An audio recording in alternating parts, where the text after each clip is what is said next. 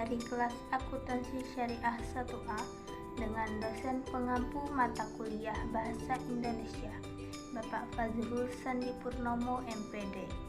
Di sini kami akan menjelaskan materi yang berkaitan dengan ejaan umum bahasa Indonesia. Ejaan adalah keseluruhan peraturan bagaimana melambangkan bunyi ujaran dan bagaimana hubungan antara lambang-lambang atau pemisahan dan penggabungannya dalam suatu bahasa. Senada dengan KBBI, ejaan adalah kaidah-kaidah cara menggambarkan bunyi-bunyi dalam membentuk huruf serta penggunaan tanda baca dalam tataran wacana. Krida Laksana juga memaparkan bahwa ejaan adalah penggambaran bunyi bahasa dengan kaidah tulis-menulis yang distandarisasikan, yang lazimnya mempunyai 3 aspek, yaitu yang pertama, aspek fonologis yang menyangkut penggambaran fonem dengan huruf dan penyusunan abjad. Yang kedua, aspek morfologis yang menyangkut penggambaran satuan-satuan morfemis. Dan yang ketiga, aspek sintaksis yang menyangkut penanda ujaran berupa tanda baca. Sejarah ejaan bahasa Indonesia. Bahasa Indonesia berkembang dan dikembangkan bermula dari bahasa Melayu yang digunakan sebagai lingua franca di Indonesia selama berabad-abad. Awal gagasan bahasa Indonesia bermula dari Sumpah Pemuda pada tanggal 28 Oktober 1928. Kemudian, di dalam sejarah perkembangannya, bahasa Indonesia berulang kali mengalami perubahan ejaan. Ejaan pertama yang berlaku di Indonesia adalah ejaan Van Ophuijsen pada tahun 1901 dan bertahan hingga tahun 1947. Setelah ejaan Van Ophuijsen tidak digunakan lagi, muncullah ejaan Suwandi yang bertujuan untuk menyederhanakan ejaan Van Ophuijsen. Misalnya, dengan menggantikan huruf OE menjadi huruf U. Ejaan Suwandi juga mengalami berbagai proses penyempurnaan, yakni hadirnya konsep ejaan pembaharuan, ejaan Malindo, dan ejaan baru bahasa Indonesia. Pada tanggal 16 Agustus 1972, kembali dilakukan proses penyempurnaan ejaan bahasa Indonesia, di mana pada saat itu Presiden Soeharto menetapkan pemberlakuan ejaan baru bahasa Indonesia mulai tanggal 17 Agustus 1972 atau dikenal dengan Keputusan Presiden Nomor 57 Tahun 1972. Ejaan tersebut kemudian dikenal dengan nama Ejaan Baru Bahasa Indonesia yang disempurnakan. Kemudian menjadi Ejaan Bahasa Indonesia yang disempurnakan atau lazim disebut sebagai EYD. Penggunaan EYD kemudian diatur dan ditetapkan berdasarkan Surat Keputusan Menteri Pendidikan dan Kebudayaan Republik Indonesia nomor 0196-U-1975 dan berlaku mulai 31 Agustus 1975. Di sini saya akan membahas tentang ejaan lama. Pertama, ejaan Van Ophuijsen. Charles Adriaan Van Ophuijsen adalah tokoh penting dalam tonggak bahasa Indonesia.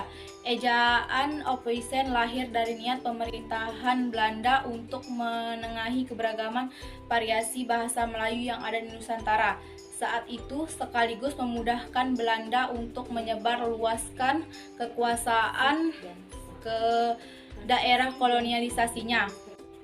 Ejaan ini diterbitkan pada tahun 1901 dalam kitab Logat Melayu. Dalam pengembangannya, Charles Adriaan Van Ophuijsen dibantu oleh Muhammad Thoib Said, Sultan Ibrahim, dan Angku Nawawi, gelar Sultan Makmur. Ejaan ini banyak dipengaruhi oleh ejaan Belanda, sebab pada saat itu Indonesia masih dijajah oleh Belanda. Contohnya, Penggunaan huruf J yang dibaca Y, misalnya jang dibaca yang. Kedua, ejaan Suwandi. Ejaan Suwandi diresmikan pada tahun 1947 dengan keputusan Menteri Pengajaran, Pendidikan dan Kebudayaan pada tanggal 19 Maret 1947 nomor 264. Pada saat itu, Suwandi sedang menjabat sebagai Menteri Pengajaran, Pendidikan dan Kebudayaan. Kemudian ia melakukan perubahan ejaan dengan menyederhanakan ejaan yang telah berlaku.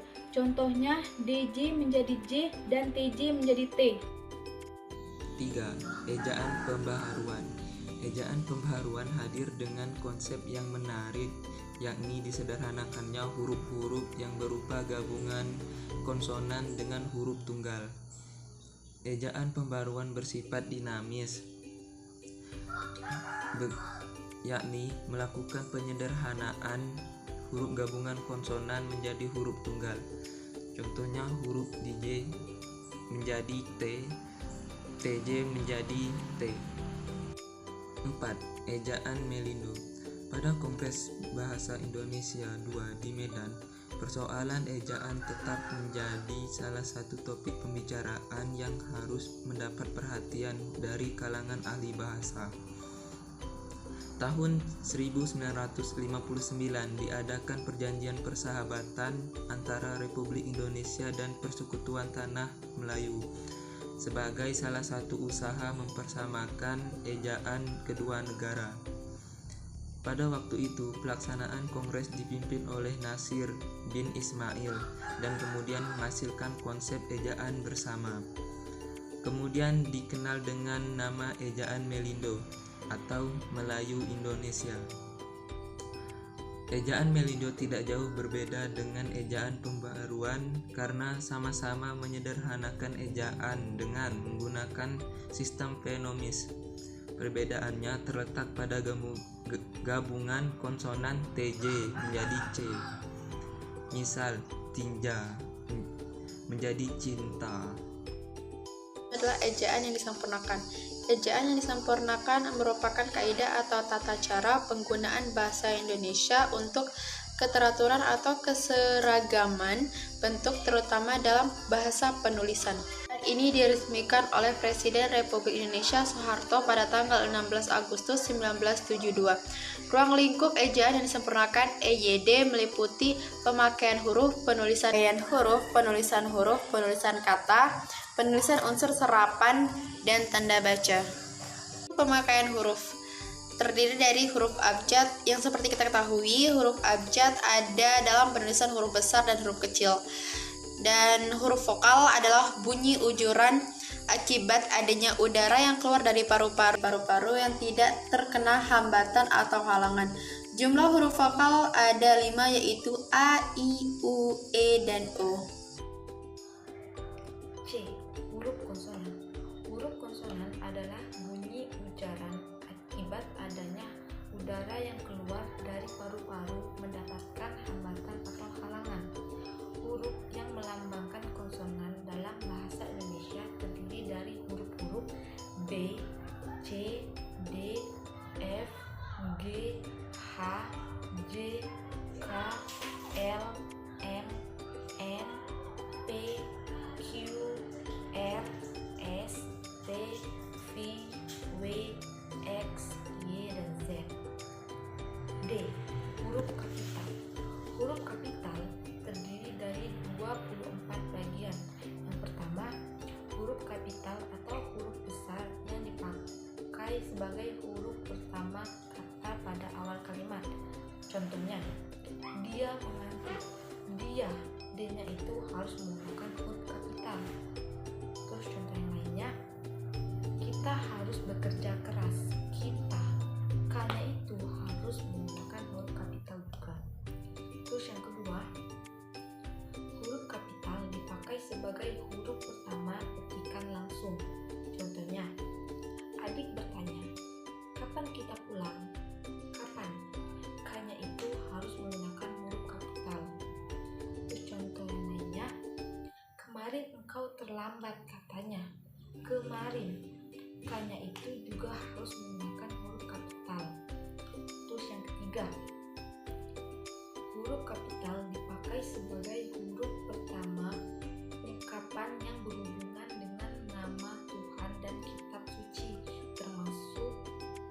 pengganti untuk Tuhan. Contohnya Allah. A-nya itu harus menggunakan huruf kapital. Alkitab, A-nya itu juga harus menggunakan huruf kapital. Islam, I-nya itu juga harus menggunakan huruf kapital. 4. Huruf kapital dipakai sebagai huruf pertama nama gelar kehormatan, keturunan, dan keagamaan yang diikuti nama orang. Contohnya Mahaputra Yamin, Mahaputra. M-nya itu harus menggunakan huruf kapital. Contoh yang lainnya, Sultan Hasanuddin, Sultan. S-nya itu juga harus menggunakan huruf kapital. 5. Huruf kapital tidak dipakai sebagai huruf pertama nama gelar kehormatan, keturunan, dan keagamaan yang tidak diikuti nama orang. Contohnya, dia baru saja diangkat menjadi sultan. Sultan, S-nya itu tidak perlu menggunakan huruf kapital. Contoh yang kedua, tahun ini ia pergi naik haji. Haji, hanya itu juga tidak perlu menggunakan huruf kapital. 6. Huruf kapital dipakai sebagai huruf pertama dalam unsur nama jabatan, pangkat yang diikuti nama orang atau yang dipakai sebagai pengganti nama orang tertentu, nama instansi atau nama tempat. Contohnya, Wakil Presiden Adam Malik. Wakil, W-nya itu harus menggunakan huruf kapital. Presiden, P-nya itu juga harus menggunakan huruf kapital. Contoh yang kedua, Perdana Menteri Nehru. Perdana, P-nya itu harus menggunakan huruf kapital. Menteri, M-nya itu juga harus menggunakan huruf kapital. Dan masih banyak lagi contoh yang lainnya. Ejaan yang disempurnakan.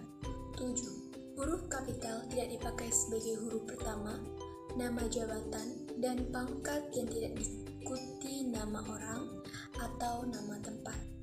Misalnya, kemarin Brigadir Jenderal Ahmad dilantik menjadi Mayor Jenderal. 8. Huruf kapital dipakai sebagai huruf pertama unsur-unsur nama orang, misalnya Halim Perdana Kusuma. 9. Huruf kapital tidak dipakai sebagai huruf pertama nama orang yang digunakan sebagai nama jenis atau satuan ukuran, misalnya 10 volt. 10. Huruf kapital dipakai sebagai huruf pertama nama bangsa, suku bangsa, dan bahasa, misalnya bahasa Indonesia. 11. Huruf kapital tidak dipakai sebagai huruf pertama nama bangsa, suku, dan bahasa yang dipakai sebagai bentuk dasar kata turunan, misalnya mengindonesiakan kata asing. 12. Huruf kapital dipakai sebagai huruf pertama nama tahun, bulan, hari raya, dan peristiwa sejarah, misalnya Proklamasi Kemerdekaan Indonesia. 13. Huruf kapital tidak dipakai sebagai huruf pertama nama peristiwa sejarah, misalnya perlombaan senjata membawa resiko pecahnya Perang Dunia. 14. Huruf kapital dipakai sebagai huruf pertama nama geografi, misalnya Jazirah Arab. 15. Huruf kapital tidak dipakai sebagai huruf pertama istilah geografi yang tidak menjadi unsur nama diri, misalnya pergi ke arah tenggara. 16. Huruf kapital dipakai sebagai huruf pertama nama geografi yang digunakan sebagai nama jenis, contoh garam Inggris dan pisang goreng. 17. Huruf kapital dipakai sebagai huruf pertama semua unsur nama negara, lembaga pemerintah dan ketatanegaraan, serta nama dokumen resmi kecuali kata seperti dan, contohnya Republik Indonesia, Majelis Permusyawaratan Rakyat, dan lain-lain. 15. Huruf kapital tidak dipakai sebagai huruf pertama kata yang bukan nama resmi negara, lembaga pemerintah dan ketatanegaraan, badan, serta nama dokumen resmi, contoh menjadi sebuah republik, dan beberapa badan hukum. 19. Huruf kapital dipakai sebagai huruf pertama setiap unsur bentuk ulang sempurna yang terdapat pada nama badan, lembaga pemerintah, dan ketatanegaraan serta ekonomi resmi. Contoh: Perserikatan Bangsa-Bangsa, Yayasan Ilmu-Ilmu Sosial. 20. Huruf kapital dipakai sebagai huruf pertama semua kata termasuk semua unsur kata ulang sempurna di dalam nama buku, majalah, surat kabar, dan judul karangan, kecuali kata seperti di, ke, dari, dan yang dan untuk yang tidak terdapat pada posisi awal. Contoh: saya salah membaca buku dari Ave Maria ke jalan lain ke Roma. Bacalah majalah bahasa dan sastra, dan lain-lain. 20. Huruf kapital dipakai sebagai huruf pertama unsur singkatan nama, gelar, pangkat, dan sapam. Misalnya, DR dibaca dokter, MA dibaca Master of Arts, dan lain-lain. 22. Huruf kapital dipakai sebagai huruf pertama kata petunjuk hubungan kekerabatan seperti bapak, ibu, saudara, kakak, adik, dan paman yang dipakai dalam penyapaan dan pengacuan. Contoh: kapan bapak berangkat? Tanya Harto. Adik bertanya, ini apa, Bu? Huruf kapital tidak dipakai sebagai huruf pertama kata penunjuk hubungan kekerabatan yang tidak dipakai dalam pengacuan atau penyapaan. Misalnya, kita harus menghormati bapak dan ibu kita. Semua kakak dan adik saya sudah berkeluarga. Huruf kapital dipakai sebagai huruf pertama kata ganti Anda. Misalnya, sudahkah Anda tahu surat Anda telah kami terima? Huruf miring. Huruf miring dalam cetakan dipakai untuk menuliskan nama buku, majalah, dan surat kabar yang dikutip dalam tulisan.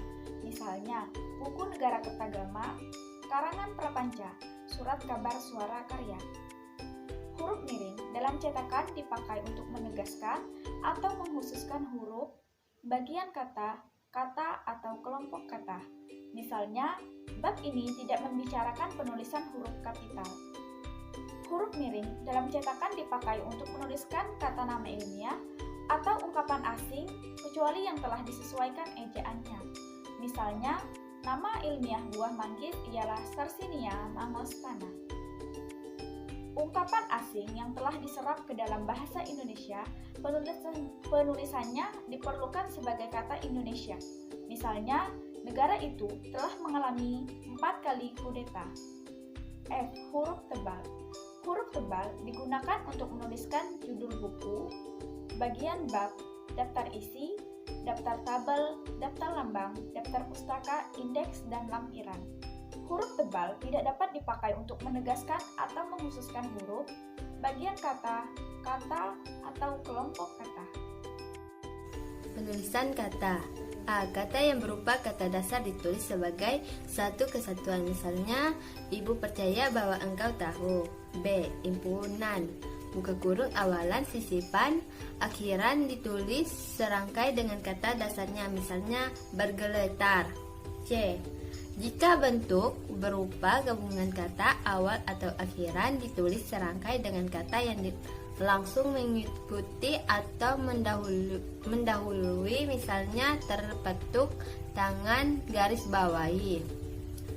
D. Jika bentuk dasar yang berupa gabungan kata mendapatkan awalan dan akhiran sekaligus unsur gabungan kata itu ditulis serangkai, misalnya menggaris bawahi, menyebarluaskan.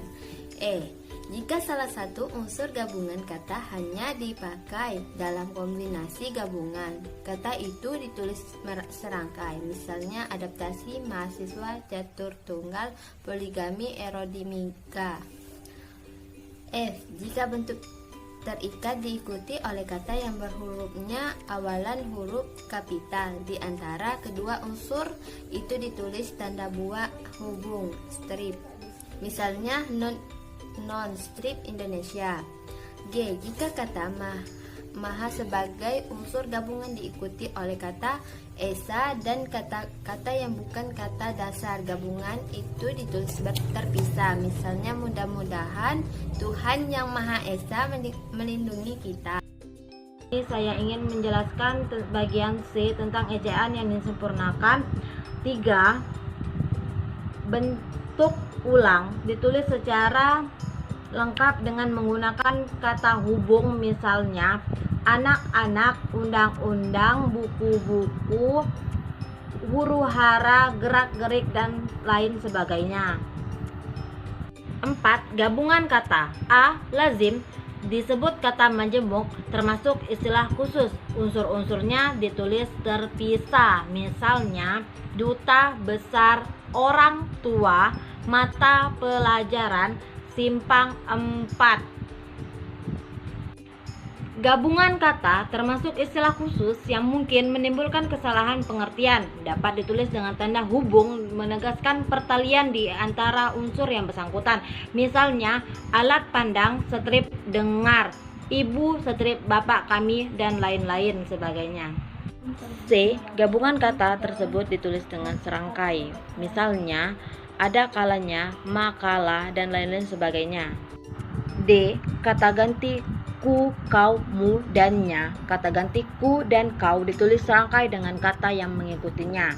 Ku, mu, dan nya ditulis serangkai dengan kata yang mendahuluinya. Misalnya, bukumu, bukuku, bukunya tersimpan di perpustakaan.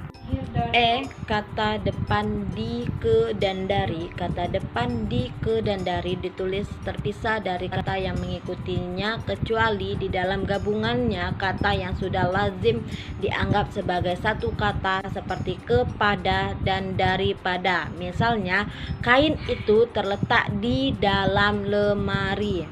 Dan kata yang terakhir yaitu F. Kata si dan sang. Kata si dan sang ditulis terpisah dari kata yang mengikutinya. Misalnya, harimau itu marah kepada sang kancil. G. Jika kata maha sebagai unsur gabungan diikuti oleh kata esa dan kata yang bukan kata dasar, gabungan itu ditulis terpisah. Misalnya, mudah-mudahan Tuhan yang Maha Esa melindungi kita. Marilah kita bersyukur kepada Tuhan yang Maha Pengasih. Yang ketiga, ada bentuk ulang ditulis secara lengkap dengan menggunakan tanda hubung. Misalnya, mondar-mandir, gerak-gerik, biri-biri, huru-hara, lauk-pauk, undang-undang, dan sebagainya. Yang keempat, ada gabungan kata. Yang pertama ada lazim disebut kata majemuk termasuk istilah khusus, unsur-unsurnya ditulis terpisah.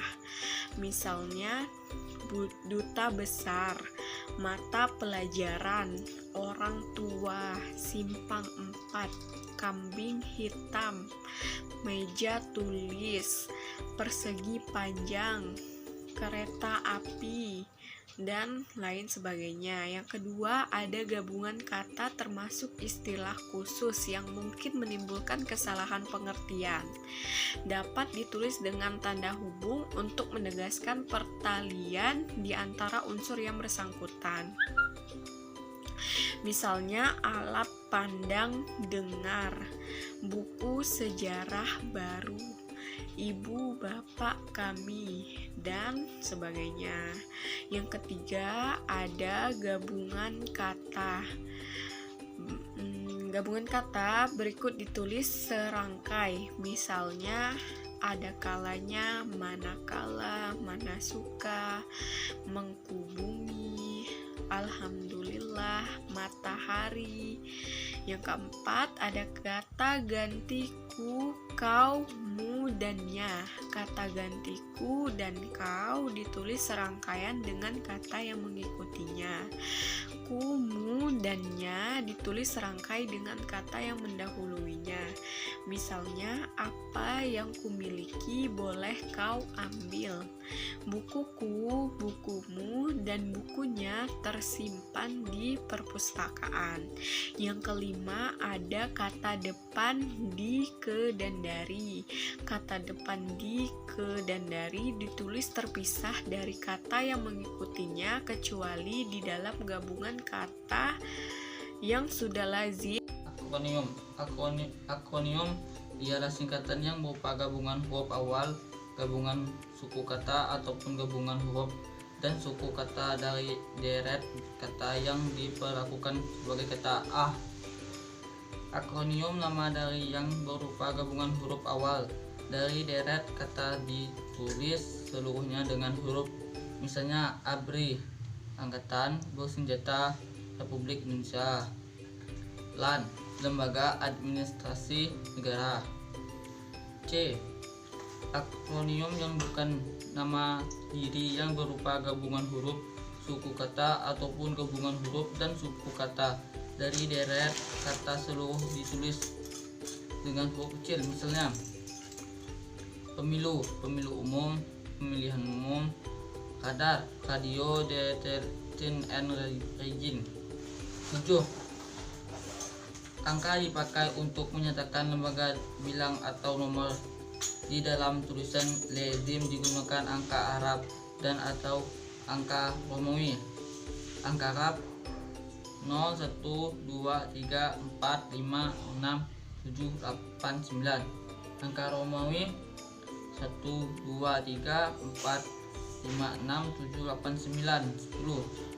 L sama dengan 50, C 100, D 500, M 1000, V 5000, M 1 miliar. Pemakaiannya diatur lebih lanjut dalam pasal-pasal yang berikut ini. Angka digunakan untuk menyatakan satu ukuran panjang, berat, luas, dan isi. 2. Satuan waktu. 3. Nilai uang dalam dan 4. Kuantitas. Misalnya 0,5 cm, 5 kg, 4 meter persegi, 1 jam 20 menit, pukul 15 tahun 1928. C. Angka digunakan juga untuk menomeri bagian karangan dan ayat kitab suci. Misalnya bab 9 pasal 5 halaman 252 surah Yasin 9. Lambang bilangan. Penulisan lambang bilangan dengan huruf dilakukan sebagai berikut. Bilangan utuh, misalnya 12, ditulis 12, 22, ditulis 22.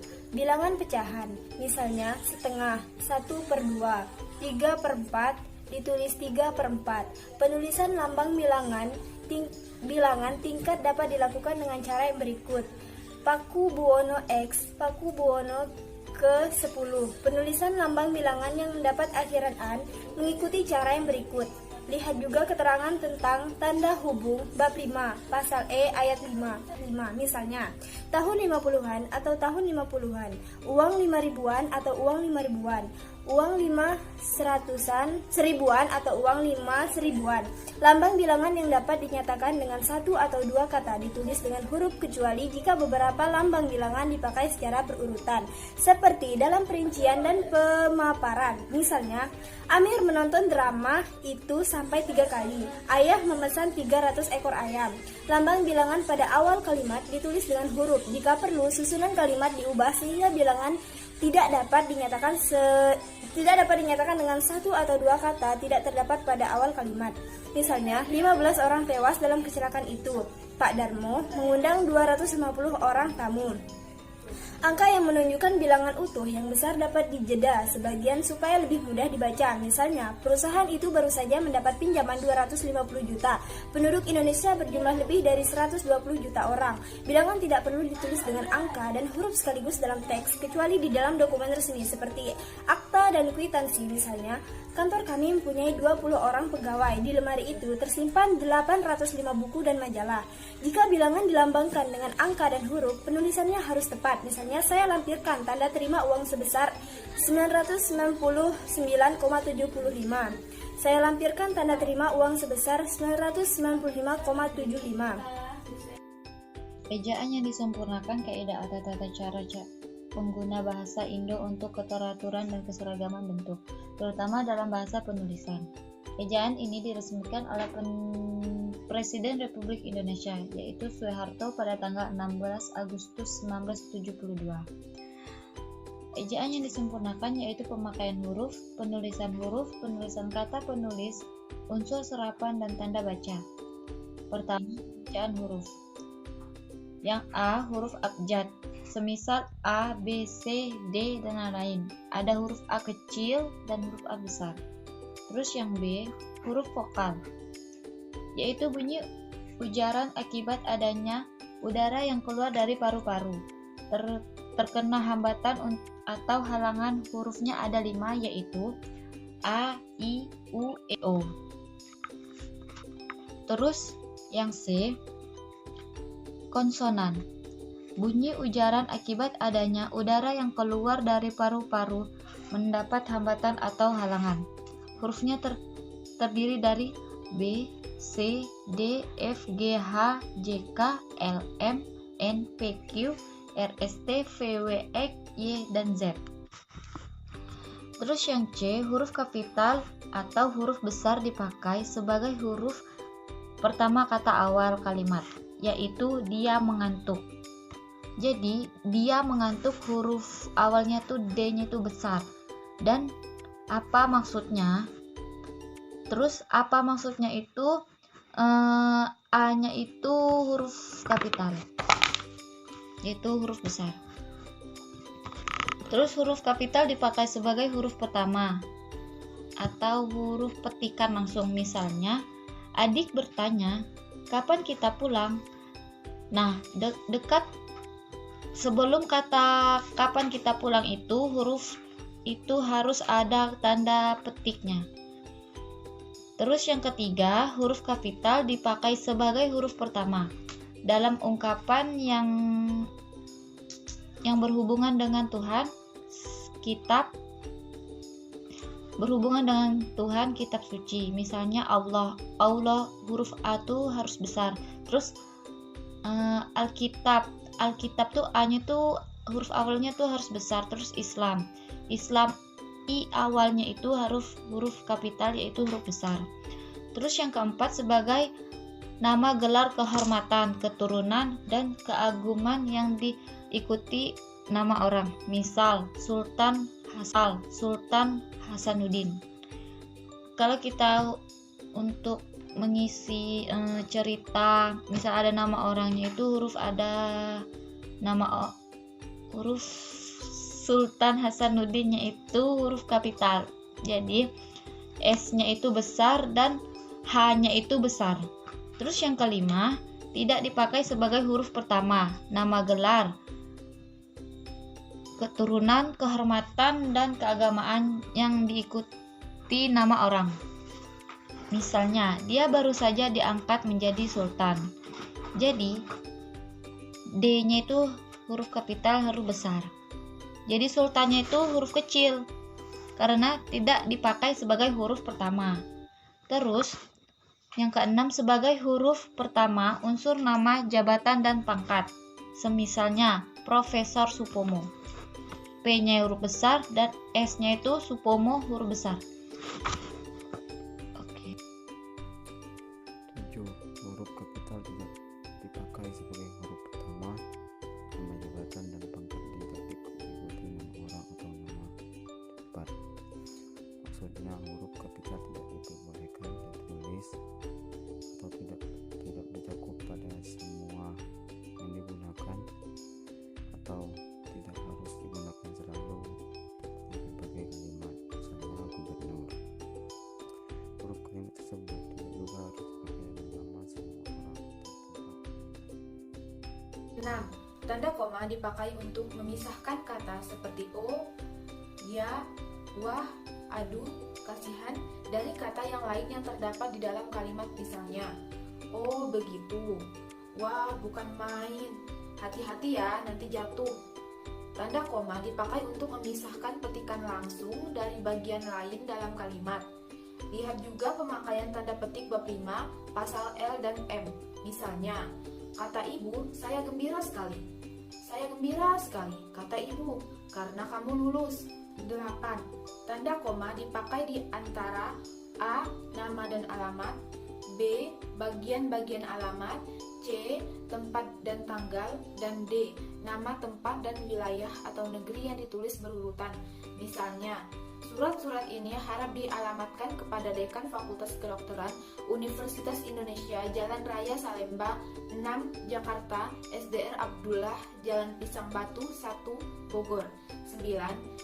Tanda koma dipakai untuk menceraikan bagian nama yang dibalik susunannya dalam daftar pustaka. Misalnya, Alis Jahbara Sultan Takdir 1949.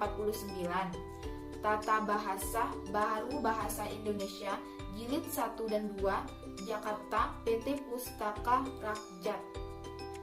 10. Tanda koma dipakai di antara bagian-bagian dalam catatan kaki. Misalnya, WJS Perwadarminta Bahasa Indonesia untuk Karang Mengarang, Yogyakarta, Ab Indonesia 1967, halaman 4. 11. Tanda koma dipakai di antara nama orang dan gelar akademik yang mengikutinya untuk membedakannya dari singkatan nama diri, keluarga, atau marga. Misalnya, 11. Tanda koma dipakai di antara nama orang dan gelar akademik yang mengikutinya untuk membedakannya dari singkatan nama diri, keluarga, atau marga. Misalnya, E. Ratulangi SE, Nyonya Khadijah MA. 12. Tanda koma dipakai di muka angka persepuluhan atau di antara rupiah dan sen yang dinyatakan dengan angka. Misalnya, 12,5 M, 12,50. 13. Tanda koma dipakai untuk mengapit keterangan tambahan yang sifatnya tidak membatasi. Misalnya, guru saya, Pak Ahmad, pandai sekali. Di daerah kami misalnya, masih banyak orang laki-laki yang makan sirih. Perempuan mengikuti latihan paduan suara. 14.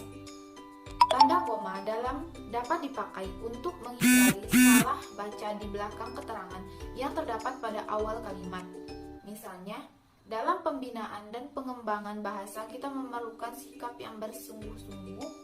14.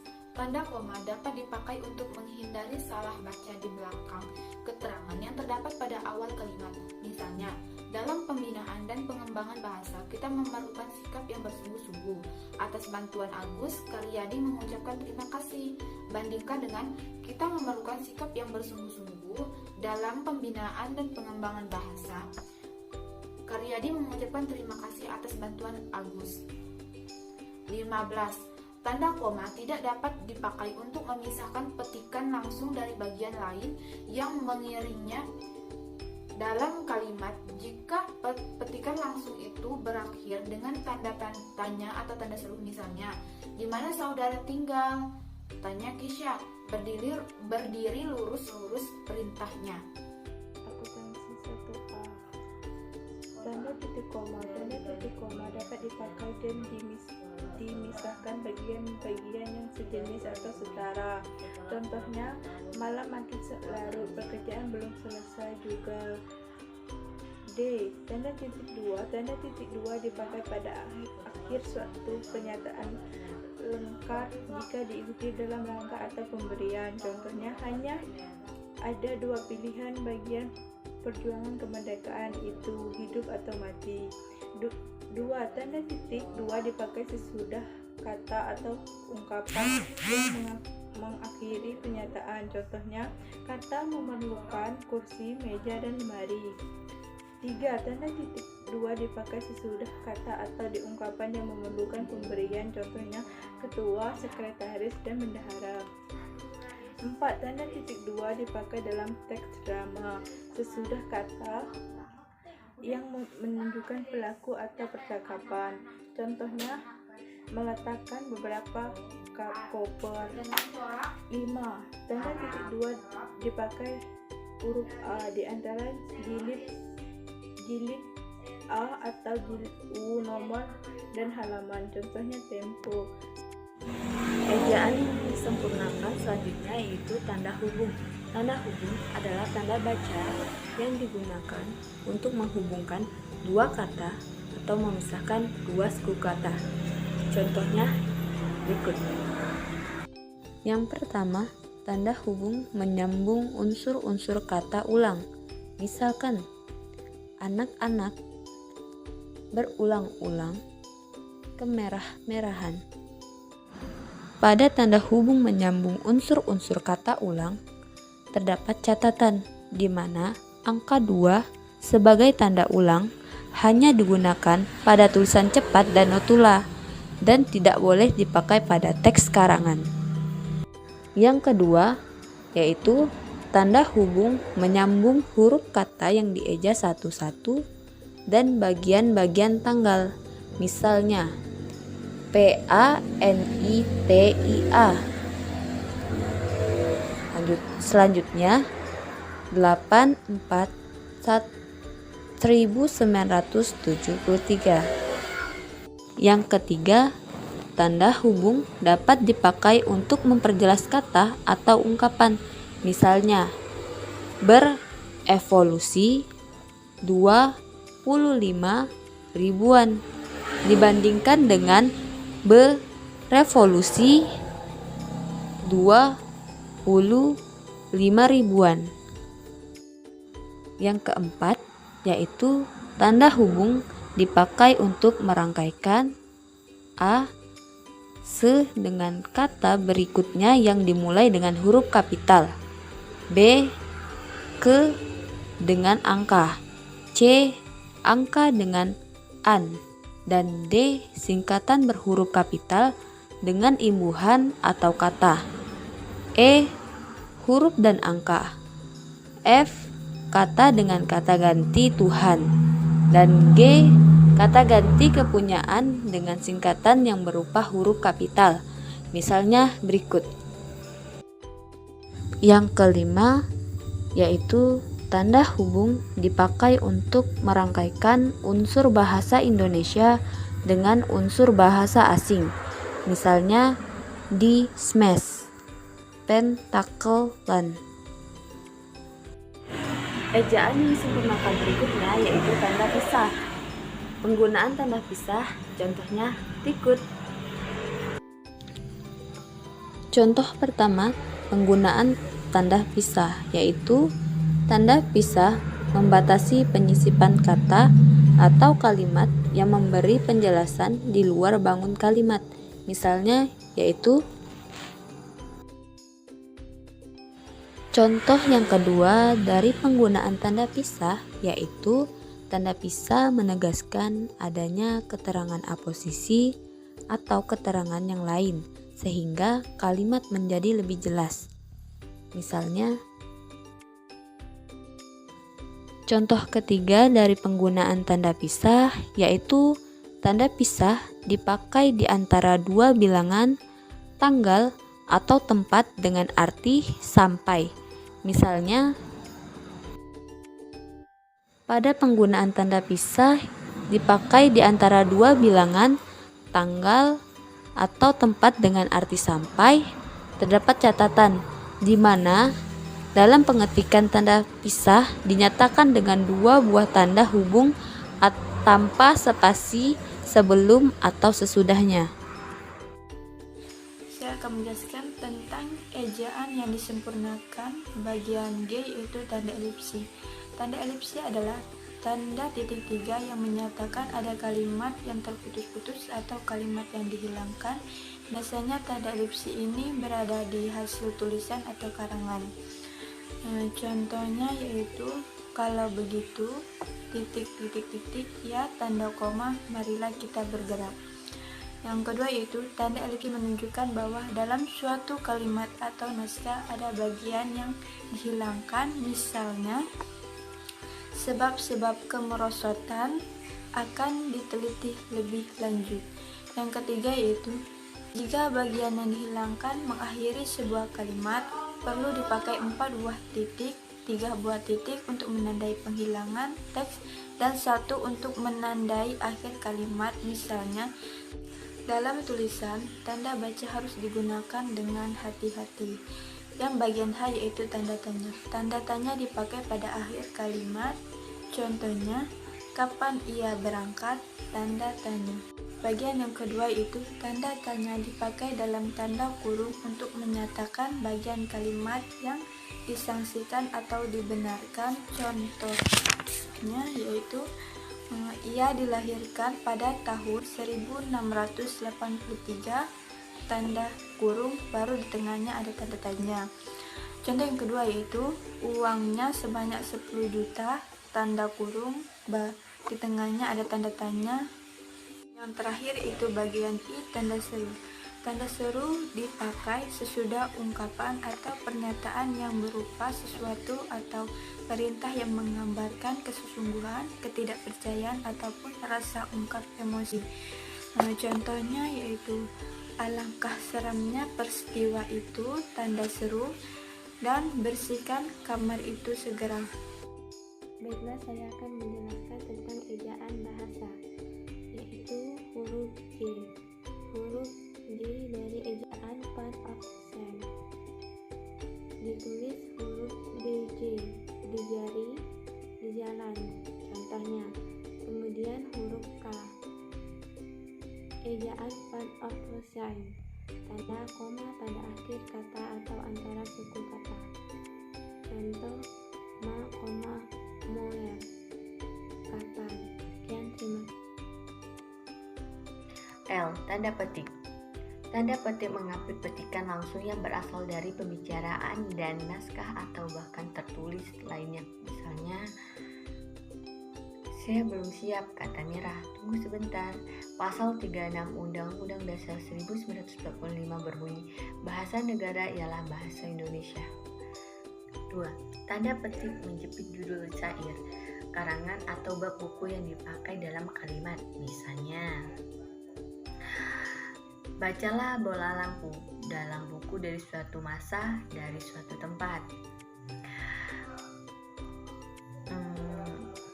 Karangan Andi Hakim Nasution yang berjudul Rapot dan Nilai Presentasi di SMA diterbitkan dalam Tempo. Sejak berdiri aku terdapat pada halaman 5 buku itu. 3.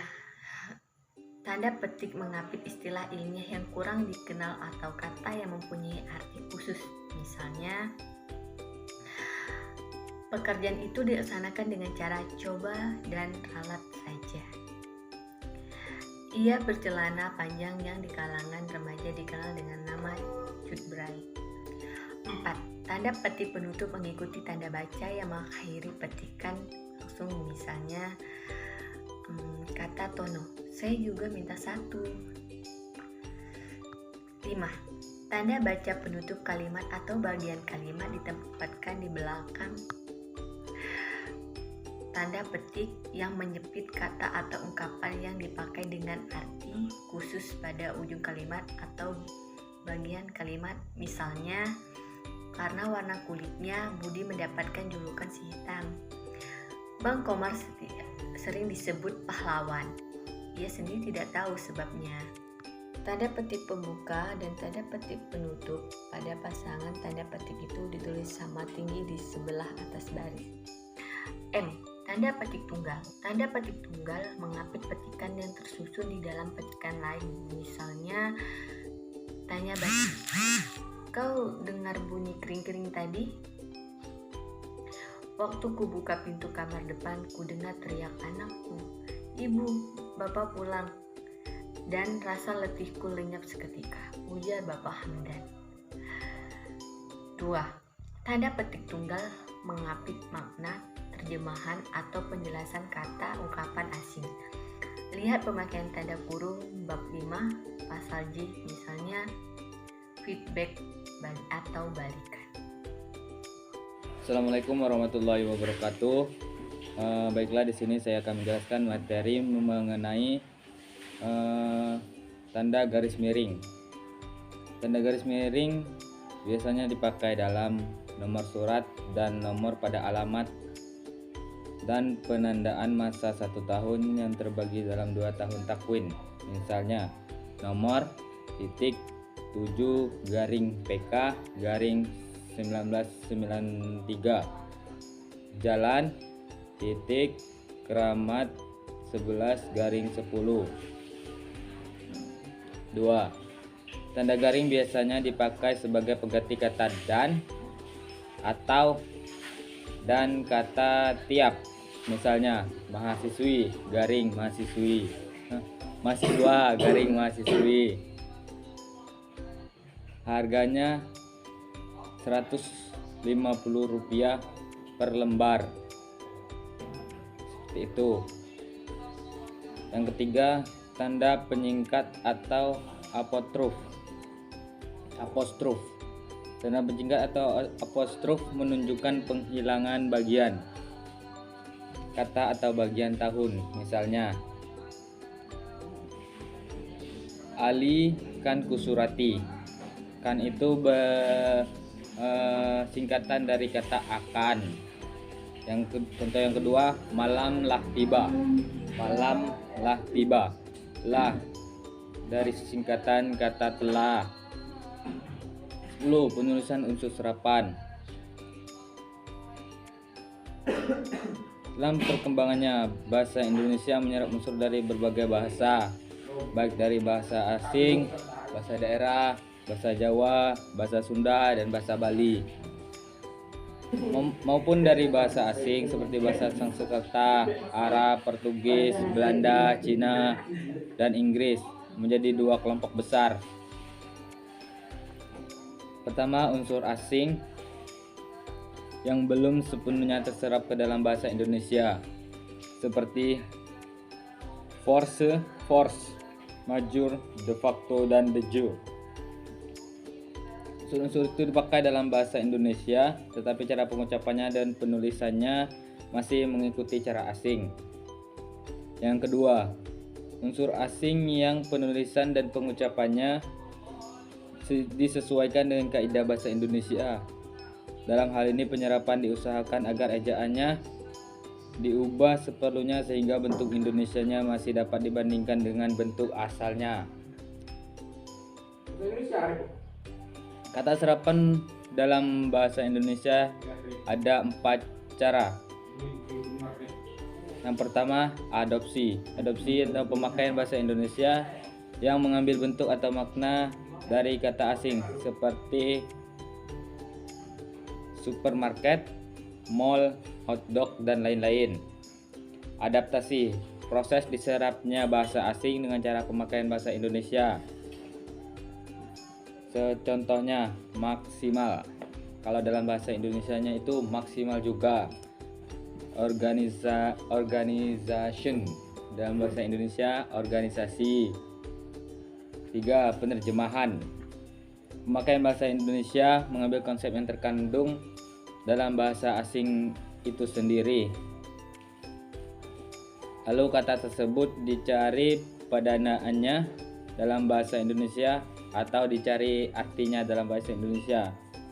Contohnya try out, overlap. Try out dalam bahasa Indonesia itu artinya uji coba. Kalau overlap tumpang tindih. Yang keempat, kreasi. Pemakaian bahasa Indonesia hanya mengambil konsep dasar yang ada dalam bentuk Indonesia.